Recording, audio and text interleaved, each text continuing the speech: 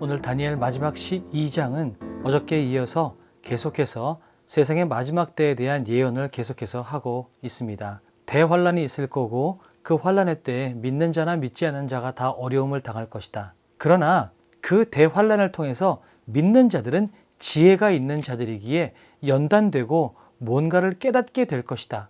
그러나 믿지 않는 자는 그 연단의 때에 아무것도 깨닫는 것도 없이 그저 고난만 당하게 될 뿐이다 라고 이야기를 하게 됩니다. 그런데 마지막에 가서 이렇게 이야기를 합니다. 너는 가서 내 마지막을 기다리라. 이는 내가 평안히 쉬다가 끝날에는 내 몫을 누릴 것임이라. 내 인생을 편안히 가다가 결국은 편안하게 잠자라. 내 인생이 끝이 왔다. 편안하게 잠들면 부활의 때에 네가 다시 들려 올라서 너에게 상급이 있을 것이다 라고 하는 그 부활의 이야기를 하고 있는 것입니다. 부활의 때만 우리가 기다려야만 될까요? 지금 당장 우리가 고난을 당하고 지금 힘든 일이 있는데 그럼 우리가 부활의 때만 기다려야 할까요? 이 영어 성경을 가만히 보니까 이런 이야기를 하고 있습니다. Go your way till the end. 이렇게 이야기를 하고 있습니다. 그리고 you will rest. 자, 마지막 때까지 네가 가던 길을 계속해서 가라. 그러면 네가 쉼을 얻게 될 것이다 라고 이야기를 하게 됩니다.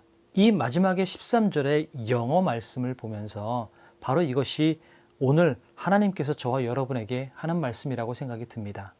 여러분, 고난이 있고 어려움이 있습니다. 그런데 다니엘은 환상을 보고 있습니다.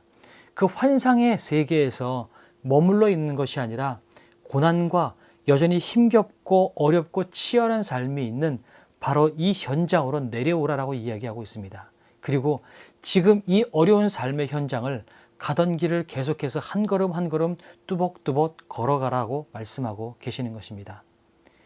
이 세상의 어려움은 우리가 피해야 할 것이 아니라 하나님의 이름으로 한 걸음 한 걸음 걸어가야 할 세상이라는 것입니다. 그런데 우리가 걸어갈 때 주님께서 우리를 쉬게 하실 것이라는 겁니다. 멋있지 않습니까? 고난과 환란이 있는데 주님은 우리를 쉬게 하시겠다라고 말씀하고 계십니다. 고난과 환란이 없어서 쉬는 것이 아니라 우리가 하나님 품 안에 있을 때, 주님 안에 있을 때 고난과 환란이 있음에도 불구하고 주님은 우리에게 쉼을 허락하신다라는 것입니다. 이런 찬양이 떠올라졌어요. 거친 파도 날 향해 와도 주와 함께 날아오르리. 폭풍 가운데 나의 영혼 잠잠하게 주를 보리라. 우리 치열한 세상 가운데에서 피하지 말고 담대하게 한 걸음 한 걸음 걸어가는 인생이 되길 원합니다. 또한 이 치열한 인생 가운데에서 하나님께서 우리에게 주시는 평안과 쉼을 누릴 수 있는 우리 한 사람 한 사람이 될 수 있기를 소망합니다.